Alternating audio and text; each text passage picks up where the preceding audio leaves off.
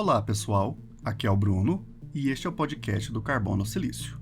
Dando sequência aos episódios focados em psicologia clínica, hoje eu vou falar com vocês sobre saúde mental, explorando algumas definições e trazendo reflexões importantes sobre esse tema, que é tão essencial, atual e a gente discute pouco. Espero que vocês aproveitem. Bom episódio!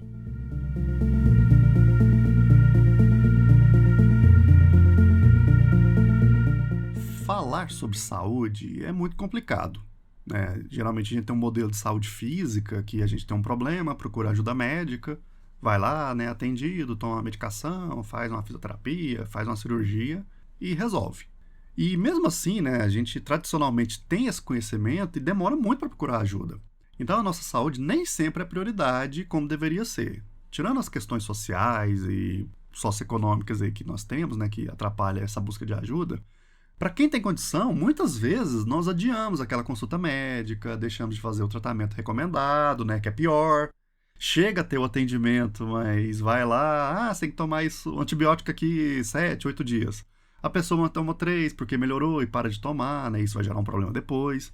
A gente recebe recomendação para cuidar da alimentação, fazer exercício e acaba não fazendo. E isso é uma recomendação médica, né, de alguém que estudou, que a gente buscou a ajuda dessa pessoa e não faz o que essa pessoa pediu, né? E geralmente a gente não faz essas coisas por quê? A gente fala que, tô ocupado demais, não tem tempo, tô cansado, tô com preguiça, tem filho, tem evento social, meu amigo chamou pra ir pro bar, e tem filme pra ver, tem série atrasada, né? E até mesmo a gente deixa de fazer porque fica deitado no sofá olhando pro teto sem fazer nada, né? Sem contar que o celular também é uma grande fonte de roubo de tempo que nós temos. E a gente fala que não tem tempo para as coisas, mas quando você olha o seu celular, por exemplo, você vê que gastou 2, 3 horas com rede social, com vídeo, e fala depois, né? Não tive tempo, queria fazer exercício, fulano é tão motivado, queria ser igual a eles. Mas é que o fulano, a fulana talvez se organizem melhor. O que acontece então? Quando se trata de saúde mental, a coisa fica muito pior. Por quê? Porque é um assunto pouco falado, frequentemente a gente nem sabe o que é isso, e até profissional da área da saúde mental pode ter dificuldade de definir o que é saúde mental. E sem saúde mental é difícil manter o ritmo das nossas responsabilidades, buscar filho na escola, ir pro amigo com bar, cuidar da saúde, até a existência, né, fica complicada. Por quê? Conforme nós vamos falar aqui hoje, né, saúde é física e mental. Então não tem como separar as coisas. Corpo e mente tem que funcionar bem. Então vamos entender um pouquinho mais sobre esse tema.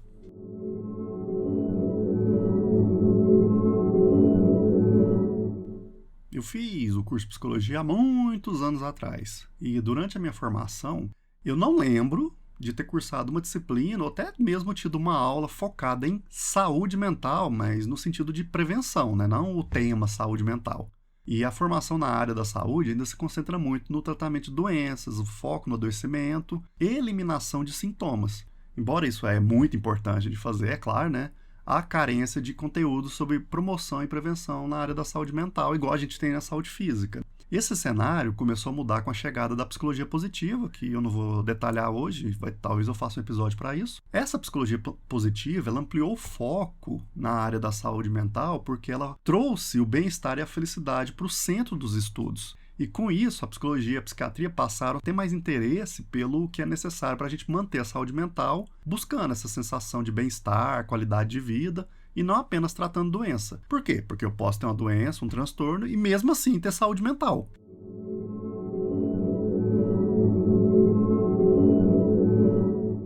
Aqui eu quero explicar o que é doença e o que é transtorno. Doença seria algo que a gente tem, que nós conhecemos a causa, o transcorrer dessa doença, né, como ela vai evoluir, e tratamentos e tudo mais que podem interferir ali. Por exemplo, a gente tem a doença de Chagas, que ela é causada pelo barbeiro contaminado. Quando infecta a pessoa, vai ter um desenvolvimento e esse desenvolvimento da doença vai gerar tais sintomas. Então é bem específico. Já o transtorno tem uma causa multifatorial. Um transtorno depressivo, ele é causado pelo quê? Não é só por fatores biológicos, ele tem fatores psicológicos, ambientais, tem fatores do desenvolvimento da pessoa, momento de vida, algum acontecimento específico. né? A pessoa pode ter uma predisposição, perde uma pessoa muito querida e desenvolve o transtorno depressivo. Então, o transtorno, ele vai ter um pouquinho de cada coisa ali que faz a sua causa. Então, a gente não sabe direito o que causa, tem um conjunto de sintomas e tem tratamento, mas não tem uma causa específica. Então, essa é a diferença. Então, a pessoa que tem um transtorno, por exemplo, TDAH, transtorno de déficit de atenção e hiperatividade, ela pode ter saúde mental e qualidade de vida. Basta ela controlar esse transtorno, esses sintomas, que ela pode evoluir na sua saúde mental e conseguir levar uma vida saudável mentalmente e fisicamente para ela. Era esse adendo que eu queria fazer. Então vamos continuar agora para entender o que é essa definição, o que é essa tal da saúde mental que eu estou falando aqui e não expliquei até agora.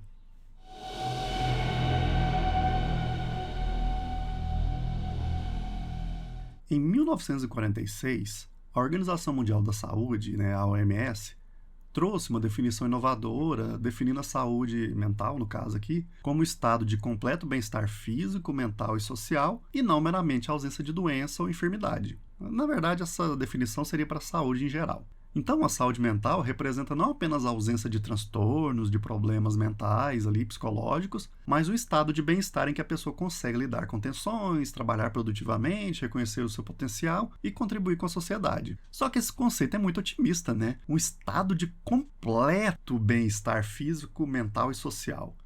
Sim, basicamente é o ideal, mas vai saber, né? Eu não conheço ninguém que conseguiu. Eu mesmo que trabalho na área, eu não consigo alcançar esse estado. Por isso, essa definição foi sendo questionada, né, ao longo dos anos, e a Associação Mundial de Psiquiatria desenvolveu uma nova definição. É essa que eu gosto mais e vou trazer para vocês. Ela define a saúde mental como um estado dinâmico de equilíbrio interno que permite aos indivíduos usar suas habilidades em harmonia com os valores universais da sociedade. Aí, nessa definição, vão ter alguns pontos importantes para a gente entender como é que funcionaria essa dinâmica da saúde mental. A primeira coisa é o equilíbrio dinâmico, que é uma compreensão de que nem sempre nós seremos felizes ou otimistas, mas que podemos ter resiliência e aprender com os momentos difíceis para poder superá-los. Habilidades sociais e cognitivas, que seriam a capacidade de pensar, planejar e agir socialmente, ajustando estratégias de acordo com as nossas dificuldades, com os problemas que vamos enfrentando ao longo da vida. Por exemplo, alguém com transtorno de déficit de atenção e hiperatividade, né, o TDAH, pode usar lembretes, cronômetros, pedir ajuda para as pessoas para conseguir lidar com o transtorno que tem e, com isso, ela busca esse equilíbrio dinâmico para ter mais saúde mental. A empatia também faz parte desse conceito, né, dessa definição, que seria a capacidade de compreender, se conectar com os sentimentos e as perspectivas dos outros, ter essa flexibilidade no olhar. Teria também a flexibilidade e adaptação, que é se ajustar aos eventos da vida, né, eles são inevitáveis, o sofrimento é inevitável, né, e a gente conseguir se adaptar a isso de forma mais ajustada ao nosso bem-estar e a nossa vida social também faz parte do conceito de saúde mental, né, ter essa capacidade. E a conexão mente-corpo, que seria reconhecer que a alimentação, sono, atividade física e tudo mais aí influencia diretamente o nosso bem-estar, né, e a nossa saúde mental, e isso para desmistificar a ideia de que o corpo e a mente são separadas. Na verdade, não são, uma depende da outra, né? Sem corpo eu não tenho mente, sem mente eu não tenho corpo. É tudo uma coisa só. Tanto é que a base ali do nosso funcionamento mental é o cérebro, né? Sem ele, quando ele tem uma lesão, por exemplo, alguém perde um pedaço aí do cérebro, a pessoa vai ter sequelas comportamentais e psicológicas muito fortes. Então, essa definição reconhece que a vida possui momentos difíceis, a gente tem altos e baixos, e que vivenciar esses momentos difíceis, na verdade, são sinais de saúde mental. Porque imagina o seguinte, a pessoa perde alguém que ela ama muito, alguém que era muito importante para sua vida, e ela não sente tristeza, leva a vida numa boa. Mas isso é bom, né? Parece, né? Não tá sofrendo, mas na verdade o sofrimento que tá ausente é sinal de que alguma coisa talvez não tá bem. Então, viver momentos ruins faz parte da nossa vida, porque isso ensina muita coisa pra gente. Por exemplo, se eu perco alguém que eu gosto muito e sofro, talvez eu aprenda a valorizar mais as pessoas que eu gosto. Nesse sentido que eu tô falando, né? Que sofrimento é inevitável e a gente precisa dele muitas vezes. E isso também nos ajuda a nos livrar da tal da positividade tóxica, que tenta impor uma felicidade contínua e um otimismo e produtividade sem fim, que a gente não pode sofrer, né? Tem que estar sempre feliz, sempre produtivo, não pode ter momentos ruins. E essa positividade, ela surge não é porque isso é saudável, ela surge porque a indústria lucra com isso, né? Imagina, se eu sempre estou bem, eu estou sempre produtivo, eu estou sempre gastando, eu estou sempre consumindo alguma coisa para ficar bem, né? Então ela lucra muito com isso, a indústria. E também tem o outro lado. A gente não sabe lidar com sentimentos negativos, né? A gente não tem essa habilidade, não é todo mundo que vai para terapia, não é todo mundo que tem uma auto-reflexão mais forte para poder refletir e entender, né? Para regular suas emoções negativas. Então a indústria da positividade tóxica também contribui com isso. Não posso ficar triste, não sei lidar com as pessoas que estão tristes. Meu amigo, minha amiga, meu filho, minha filha está triste, o que eu faço? Ah, não fica assim não, você vai melhorar. Ah, não, bobagem sua, isso passa. Isso é uma positividade tóxica. A ideia é, não, você tá mal, me conta como é que é, né? Tá sofrendo, e como é que tá sendo pra você? O que você tá pensando? O que você tá sentindo? Me conta. Muito mais fácil fazer isso, só que a gente não sabe, porque isso incomoda, a gente não tem habilidade, a gente acha que pode até piorar o quadro da pessoa, e acaba falando uma bobajada dessa aí de positividade tóxica. Rede social é um veneno para isso, então vamos entender como é que a rede social pode atrapalhar a nossa vida nesse ponto.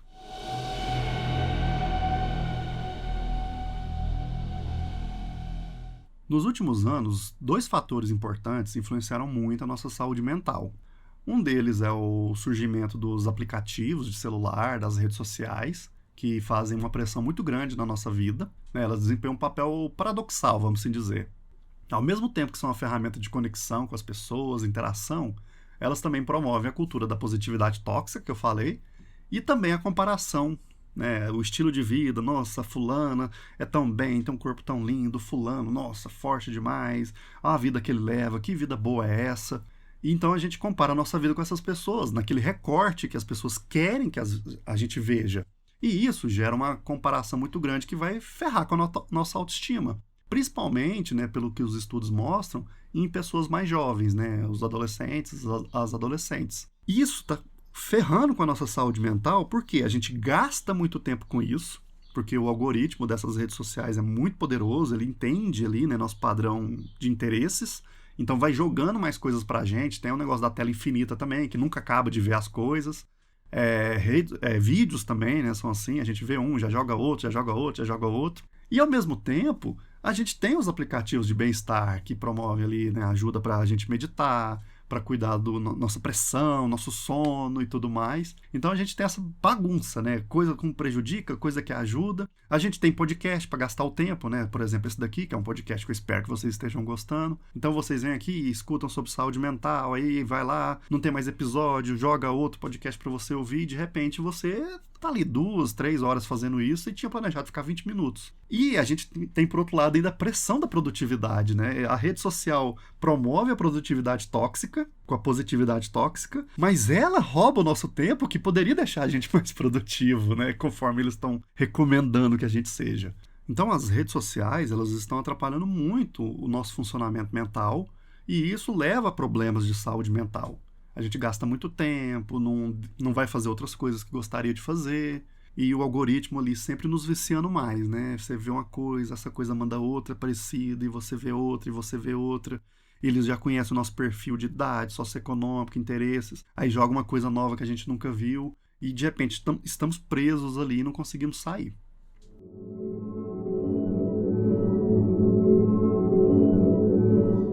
E um outro fator extremamente importante que mostrou o quanto devemos investir em saúde mental foi a pandemia de Covid-19. Ela trouxe um impacto gigantesco para a saúde mental de todo mundo. Até hoje tem pessoas que têm sequelas da pandemia.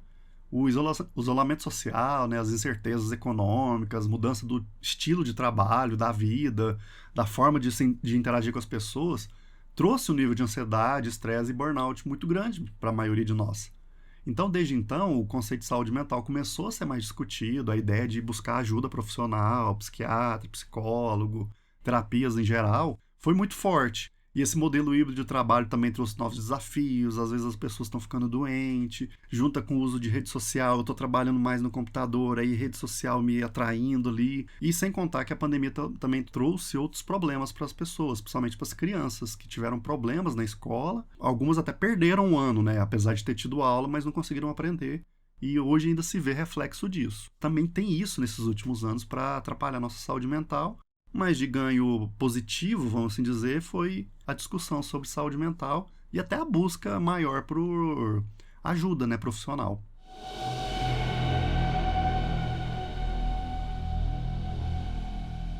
Eu tô aqui falando de saúde mental, fica parecendo uma coisa muito luxuosa, né? Que é uma coisa para poucas pessoas. Ao longo aqui dos episódios, eu vou tentar trazer coisas que a gente pode fazer mesmo sem ter condições financeiras para isso, coisas simples do dia a dia. E outra coisa que eu quero trazer para vocês é quanto que os problemas de saúde mental impactam a economia de um país. Eu tenho uns dados aqui, são antigos já, tem mais de 10 anos, são antes da pandemia, na pandemia deve ter piorado, mas em 2013, um estudo lá nos Estados Unidos mostrou que os transtornos mentais foram a condição de saúde com maior custo para o país, somando cerca de 201 bilhões de dólares. E para reduzir esse impacto financeiro e social, por exemplo, o Canadá tem promovido políticas de saúde mental com foco em prevenção e suporte comunitário. O que isso quer dizer? Em vez de esperar o adoecimento, vamos trabalhar para não adoecer, né? Porque olha o impacto que isso causa. Que tipo de impacto é esse que eu estou querendo dizer? A pessoa falta muito, a produtividade diminui, não aquela produtividade tóxica de sempre ser o melhor, fazer mais, mas a pessoa tinha um padrão de trabalho X e agora está X menos 20%, porque ela está doente, ela está com sintomas de burnout, ela está ansiosa. Então isso impacta muito, sem contar as faltas, né? Que a pessoa vai começar a faltar mais, porque existe um processo chamado somatização, que é o adoecimento psicológico, lembra que corpo e mente é uma coisa só? Então esse adoecimento psicológico gera sintomas físicos. Pressão alta, problemas de pele, queda de cabelo, mal-estar, desânimo. Então a pessoa vai procurar ajuda médica e ela vai procurar ajuda médica quando? No horário de trabalho, porque é o horário que os médicos e as médicas trabalham, né? Acaba levando ao absenteísmo, o nome bonito disso, né? Essas faltas. De tudo que eu disse até agora, acho que fica muito importante entender que a saúde mental nunca foi valorizada do jeito que deveria. Nos últimos anos ela começou a entrar em pauta, né? Tanto é que tem muitas pessoas da saúde mental que estão ficando famosas aí no YouTube, nas redes sociais, né? Tendo milhões de seguidores. Por quê? Porque pandemia mais rede social trouxeram para discussão pública a questão da saúde mental. Só que ainda estamos engatinhando nisso. As pessoas falam muito, mas não definem o que é. Falam muito de 5 coisas para você melhorar a procrastinação. Gente, não funciona assim. Não é assim. O tratamento é personalizado, individualizado. Você tem que entender o porquê que você tem o problema, o que causa esse problema, por que esse problema se mantém. Então é importante entender que saúde mental não é uma coisa simples de se resolver. Não é assim, siga esses 7 passos aqui que você tem saúde mental. É importante entender que é um processo difícil de se conseguir e mais difícil de se manter depois que consegue. Então é um exercício constante para a vida, igual a gente cuidar da saúde do corpo. Alimentação e exercício são fundamentais. A gente não cuida só um tempo da alimentação e faz só um tempo de atividade física e a saúde fica beleza pro resto da vida. Com a saúde mental é a mesma coisa. A gente tem que ter uma rotina mais saudável. Então, por isso, surgiu o conceito de bem-estar sustentável. Tem saúde mental e a gente tem o bem-estar sustentável. Ele vem sendo discutido e sugere algumas práticas de autocuidado que integram saúde física e emocional, mas sem criar aquela indústria do bem-estar, da positividade tóxica, que exige uma rigidez, fazer o milagre da manhã. Às 5 horas eu acordo, vou pedalar, vou correr, às 8 eu já estou pronto, já paguei meu dia e já está tudo bem, aí eu vou fazer alimentação assim, assim, assado. Gente, isso é inviável, isso é coisa de influencer que vive disso. Eu, que trabalho com saúde mental, eu não consigo ter a vida que o pessoal vende. Então, o que a gente tem que buscar? Dentro da nossa rotina, buscar uma alimentação mais saudável, já que vai comer mesmo, buscar uma alimentação mais rica em nutrientes melhores, né? Sem tanto ultraprocessado. Atividade física é fazer do jeito que der, não precisa ser aquela loucura que o pessoal põe, você tem que fazer meia hora disso, meia hora daquilo, tem que ser 8 da manhã, tem que ser 7 da noite. Não, é o horário que der, do jeito que der, mas tem que fazer.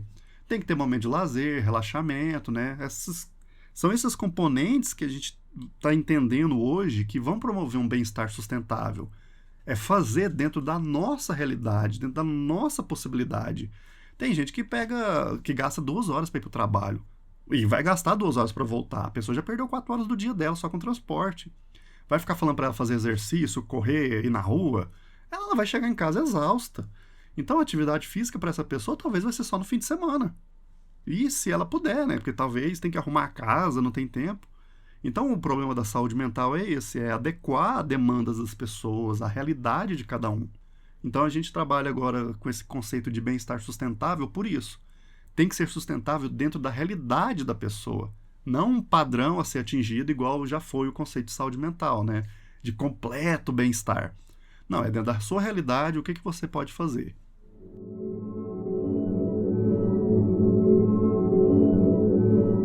Para resumir, a saúde mental é um estado dinâmico que vai além da ausência de doenças.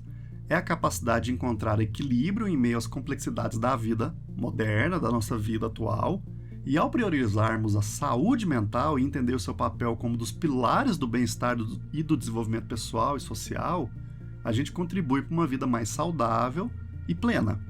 E saúde mental não deve ser a busca incessante por felicidade, mas um compromisso com o autoconhecimento, a resiliência, o cuidado, para a gente ter aquele bem-estar sustentável.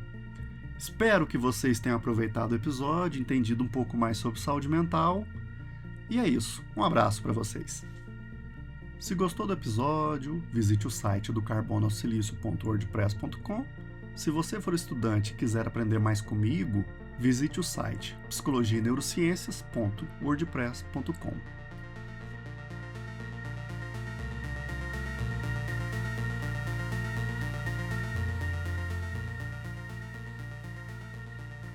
A música e os efeitos sonoros desse podcast foram retirados da biblioteca do YouTube. A música é Sun Awakening, produzida por Future Mono.